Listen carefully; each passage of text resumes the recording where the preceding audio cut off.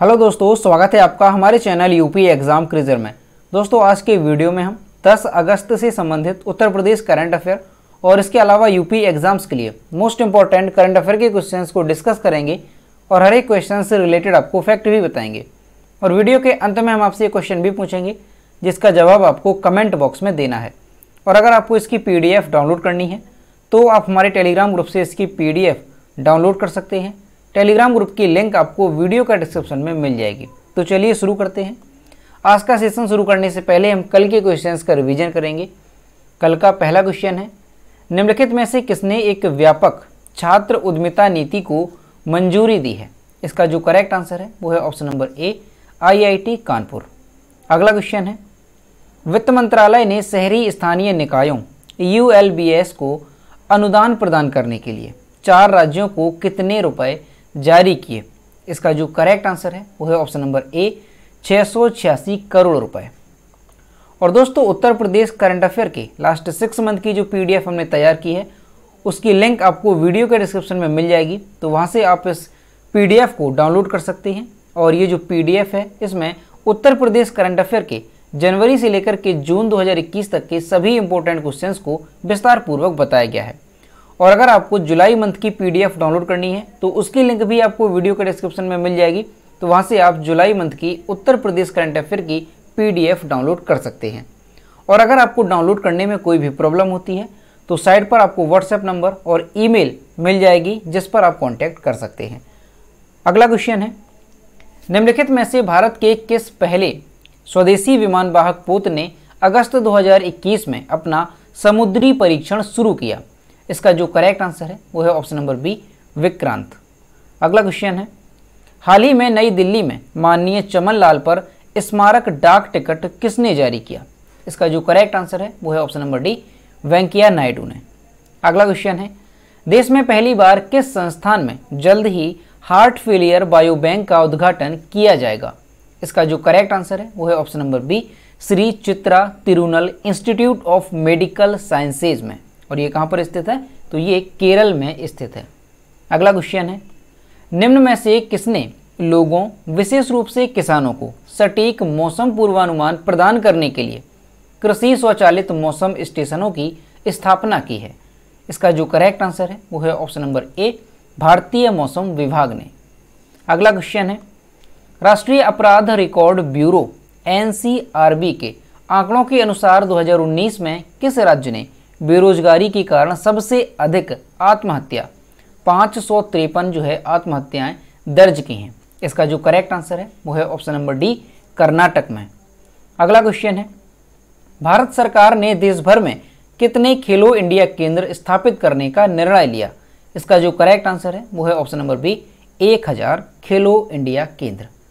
अगला क्वेश्चन है, किस देश द्वारा बांग्लादेश को उपहार में दी गई 30 एम्बुलेंस अगस्त 2021 में पेट्रापोल लैंड पोर्ट पर पहुंची? इसका जो करेक्ट आंसर है वो है ऑप्शन नंबर बी, भारत के द्वारा। अब दोस्तों शुरू करते हैं आज का सेशन।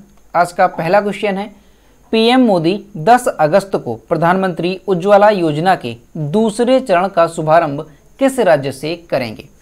इसका जो करेक्ट आंसर है वो है option number B, Uttar Pradesh से। प्रधानमंत्री नरेंद्र मोदी 10 अगस्त को प्रधानमंत्री उज्ज्वला योजना के दूसरे चरण यानी प्रधानमंत्री उज्ज्वला योजना 2.0 का वर्चुअल शुभारंभ बुंदेलखंड के महोबा से करेंगे। इस दौरान वे वीडियो कॉन्फ्रेंसिंग के जरिए उत्तर प्रदेश के महोबा जिले में लाभार्थियों को गैस कनेक्शन भी वितरित करेंगे। उज्ज्वला योजना 2.0 में कई ऐसे प्रावधान जोड़े गए हैं जो योजना के पहले स्वरूप में नहीं थे। जैसे उज्ज्वला 2.0 में LPG कनेक्शन के अलावा पहले सिलेंडर की रिफिलिंग भी फ्री होगी। इसके अलावा गैस चूल्हा भी मुफ्त में दिया जाएगा। साथ ही योजना का लाभ लेने के लिए जरूरी पेपर वर्क को भी कम कर दिया गया है। तो दोस्तों आपको ध्यान रखना है कि उज्ज्वला योजना के दूसरे चरण का जो वर्चुअल शुभारंभ है वो कौन करेंगे? तो प्रधानमंत्री श्री नरेंद्र मोदी 10 अगस्त को इसका शुभारंभ करेंगे। और कहाँ से करेंगे तो ये भी आपको ध्यान रखना है। तो उत्तर प्रदेश के बुंदेलखंड के महोबा से इसका शुभारंभ किया जाएगा। अब दोस्तों ये जो उज्ज्वला योजना है इसकी शुरुआत कब हुई थी तो इसके बारे में थोड़ा जानते हैं। अब दोस्तों ये जो उज्ज्वला योजना है इसकी शुरुआत कब हुई थी?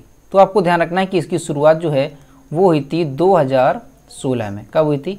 2016 में इसकी शुरुआत हुई थी। और इसके तहत 5 करोड़ गरीब परिवारों की महिलाओं को गैस कनेक्शन बांटने का लक्ष्य रखा गया था। कितना?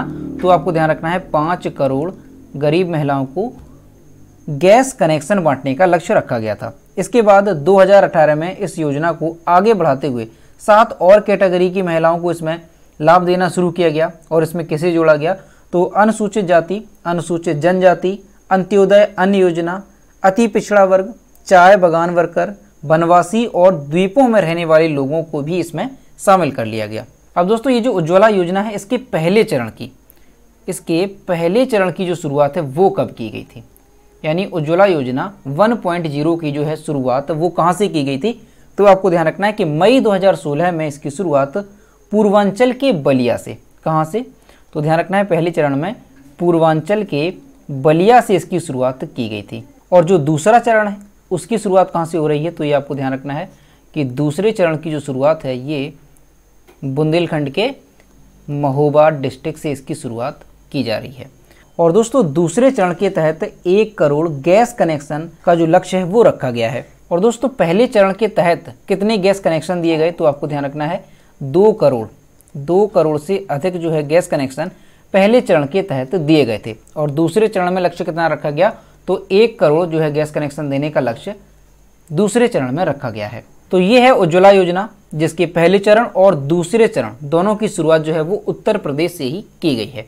अगला क्वेश्चन है, संसद ने राष्ट्रीय राजधानी क्षेत्र और आसपास के क्षेत्रों के लिए वायु गुणवत्ता प्रबंधन आयोग अधिनियम 2021 पारित कर दिया है।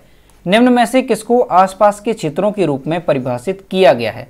इसका जो करेक्ट आंसर है वो है ऑप्शन नंबर डी, 1, 2 और 3 सभी, यानी हरियाणा, पंजाब और उत्तर प्रदेश को आसपास के क्षेत्रों के रूप में परिभाषित किया गया है। संसद ने राष्ट्रीय राजधानी क्षेत्र और आसपास के क्षेत्रों के लिए वायु गुणवत्ता प्रबंधन आयोग अधिनियम 2021 पारित कर दिया है। विधेयक में एनआरसी और आसपास के क्षेत्रों में वायु गुणवत्ता से संबंधित समस्याओं के बेहतर समन्वय, अनुसंधान, पहचान और समाधान के लिए एक आयोग के गठन का प्रावधान है। हरियाणा, पंजाब, राजस्थान और उत्तर प्रदेश को आसपास के क्षेत्रों के रूप में परिभाषित किया गया है। तो यहाँ पर आपको ध्यान रखना है कि संसद ने राष्ट्रीय राजधानी क्षेत्र और आसपास के क्षेत्रों के लिए जो वायु गुणवत्ता प्रबंधन आयोग अधिनियम 2021 पारित किया है उसमें आसपास के क्षेत्रों के रूप में कौन से राज्य हैं? तो हरियाणा है, पंजाब है, राजस्थान और उत्तर प्रदेश को इसमें शामिल किया गया है। विधेयक के प्रावधानों का उल्लंघन करने पर 5 साल तक की कैद या 1 करोड़ रुपए का जुर्माना या दोनों हो सकता है। विधेयक किसानों को जुर्माने के दायरे से बाहर करता है, तो ये भी आपको यहाँ पर ध्यान रखना है। अगला क्वेश्चन है, अगस्त 2021 में किसने राज्य की स्वामित्व वाली THDCIL के अध्यक्ष और प्रबंध निदेशक के रूप में पदभार संभाला है? इसका जो करेक्ट आंसर है वो है option number A, RK Vishnoi. RK Vishnoi ने राज्य की स्वामित्व वाली THDCIL के अध्यक्ष और प्रबंध निदेशक के रूप में पदभार ग्रहण किया है। THDC इंडिया लिमिटेड एक बिजली क्षेत्र की प्रमुख कंपनी है और NTPC और उत्तर प्रदेश सरकार के बीच एक संयुक्त उद्यम है। बिश्नोई वर्तमान में international commission on large dams for the technical committee on seismic safety of dams में भारत का प्रतिनिधित्व कर रहे हैं। तो आपको ध्यान रखना है कि बिजली क्षेत्र की जो प्रमुख कंपनी है THDC इंडिया लिमिटेड, इसके नए अध्यक्ष और प्रबंध निदेशक के रूप में किसने पदभार ग्रहण किया है? तो RK विश्नोई ने पदभार ग्रहण किया है। अगला क्वेश्चन है, किस राज्य के मुख्यमंत्री ने शैक्षिक अधिकारिता कोष की घोषणा की? इसका जो करेक्ट आंसर है वो है ऑप्शन नंबर ए, केरल। केरल राज्य के वर्तमान मुख्यमंत्री पिनरई विजयन ने विद्याकरणम नाम पहल के तहत एक शैक्षिक अधिकारिता कोष की स्थापना करने की घोषणा की, जिसके तहत छात्रों के लिए डिजिटल शिक्षा सुनिश्चित करने के लिए लैपटॉप या टैबलेट जैसी डिजिटल सेवाएं और उपकरण बच्चों को मुहैया करवाएंगे। तो दोस्तों आपको ध्यान रखना है कि विद्याकरणम के नाम से जो पहल है वो किस राज्य में शुरू की गई है? तो ये केरल में शुरू की गई है। और इसके तहत क्या होगा? तो छात्रों को डिजिटल शिक्षा सुनिश्चित करने के लिए लैपटॉप या टैबलेट जैसी डिजिटल सेवाएं और उपकरण जो है वो बच्चों को मुहैया कराए जाएंगे। अब यहाँ पर केरल की बात है तो केरल के बारे में जानते हैं। ये है मैप में केरल। केरल की कैपिटल है तिरुवनंतपुरम। केरल के चीफ मिनिस्टर है पिनरई विजयन और केरल के जो गवर्नर हैं वो हैं आरिफ मोहम्मद खान। और केरल में जो लोकसभा सीटों की संख्या है वो कितनी है, तो ध्यान रखना है 20 यहाँ पर लोकसभा सीटों की संख्या है और राज्यसभा सीटों की संख्या है 9। अगला क्वेश्चन है, बीसीसीआई ने टोक्यो ओलंपिक में भारत के पदक विजेताओं के लिए नगद पुरस्कार की घोषणा की। स्वर्ण पदक विजेता नीरज चोपड़ा को बीसीसीआई कितने रुपए का नगद इनाम देगी? इसका जो करेक्ट आंसर है वो है ऑप्शन नंबर ए, 1 करोड़ रुपए। बीसीसीआई ने टोक्यो ओलंपिक में भारत के पदक विजेताओं के लिए नगद पुरस्कार की घोषणा की। स्वर्ण पदक नीरज चोपड़ा को बीसीसीआई 1 करोड़ रुपए का नगद इनाम देगी। बीसीसीआई कांस्य पदक विजेताओं को 25-25 लाख रुपए देगा। भारतीय पुरुष हॉकी टीम को भी ओलंपिक में शानदार प्रदर्शन के लिए 1.25 करोड़ रुपए मिलेंगे। तो दोस्तों आपको ध्यान रखना है कि बीसीसीआई ने टोक्यो ओलंपिक में भारत के जो पदक विजेता हैं उनके लिए नगद पुरस्कार की घोषणा की। इसमें स्वर्ण पदक विजेता जो नीरज चोपड़ा हैं उन्हें 1 करोड़ रुपए दिया जाएगा। अब दोस्तों जो स्वर्ण पदक विजेता नीरज चोपड़ा हैं इनके लिए और भी इनाम की घोषणा हुई है। तो इन्हें और किसने इनाम देने की घोषणा की है तो थोड़ा जानते हैं। तो जो नीरज चोपड़ा हैं उन्हें अब तक अगर देखा जाए कुल मिलाकर के तो 14 करोड़ रुपए जो है इनाम के तौर पर घोषणा की जा चुकी है। अब दोस्तों जो हरियाणा सरकार है उसने 6 करोड़ रुपए नीरज चोपड़ा को देने की बात कही और इसके अलावा क्लास 1 की सरकारी नौकरी और 50% दर पर रियायती जमीन देने का भी ऐलान किया है। किसने? हरियाणा सरकार ने। और इसके साथ ही नीरज का जो शहर है पंचकूल, वहां पर सरकार ने एथलेटिक्स सेंटर ऑफ एक्सीलेंस बनाने का भी ऐलान किया, जिसका प्रमुख कौन होगा? नीरज चोपड़ा को उसका प्रमुख बनाने की बात कही है। और इसके अलावा पंजाब सरकार ने 2 करोड़ रुपए, तो आपको ध्यान रखना है जो 6 करोड़ रुपए हैं वो हरियाणा सरकार ने कहा है और जो पंजाब सरकार है उसने 2 करोड़ रुपए, पंजाब सरकार ने 2 करोड़ रुपए देने की बात कही। और इसके अलावा रेलवे ने 3 करोड़ रुपए किसने? तो ध्यान रखना है रेलवे ने 3 करोड़ रुपए देने की बात कही और 1 करोड़ रुपए मणिपुर सरकार ने देने की बात कही।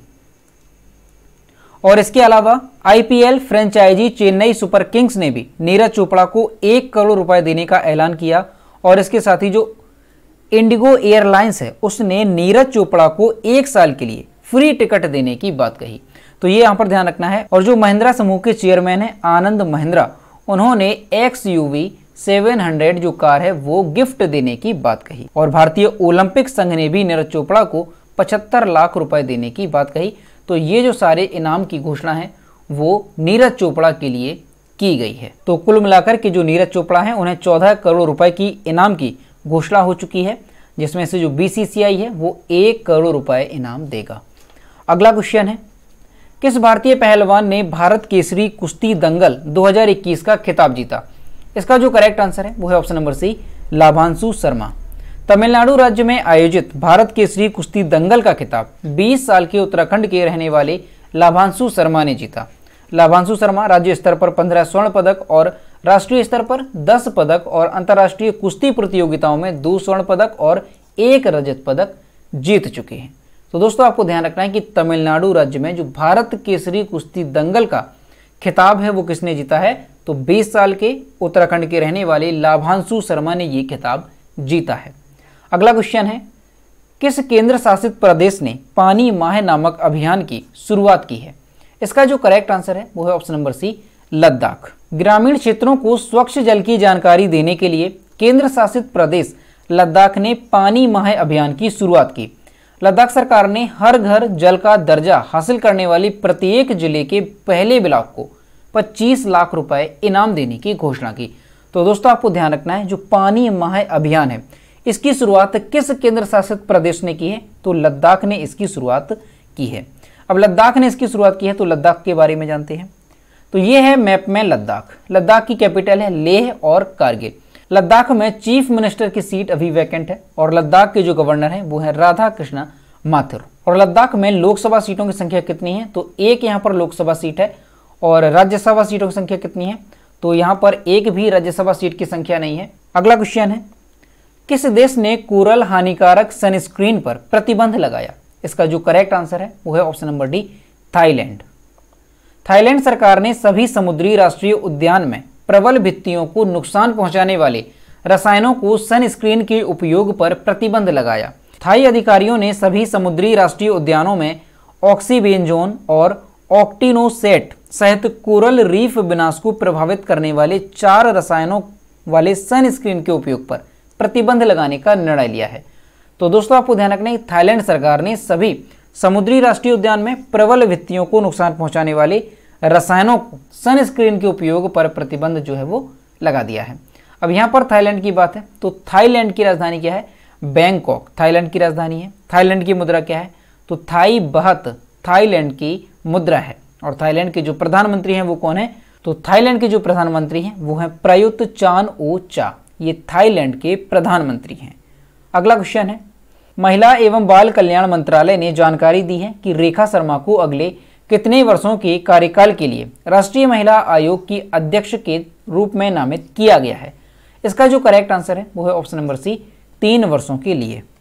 महिला एवं बाल कल्याण मंत्रालय ने जानकारी दी कि रेखा शर्मा को अगले 3 वर्षों के लिए कार्यकाल के लिए राष्ट्रीय महिला आयोग की अध्यक्ष के रूप में नामित किया गया है। वह अगले 3 वर्षों या 65 साल की उम्र तक इस पद पर रहेंगी। राष्ट्रीय महिला आयोग सरकार की वैधानिक संस्था है जो महिलाओं को प्रभावित करने वाले सभी नीतिगत मामलों पर सरकार को सलाह देती है। तो दोस्तों आपको ध्यान रखना है कि राष्ट्रीय महिला आयोग के अध्यक्ष के रूप में किसे नामित किया गया है? तो रेखा शर्मा को अगले 3 वर्षों के लिए राष्ट्रीय महिला आयोग के अध्यक्ष के रूप में नामित किया गया है।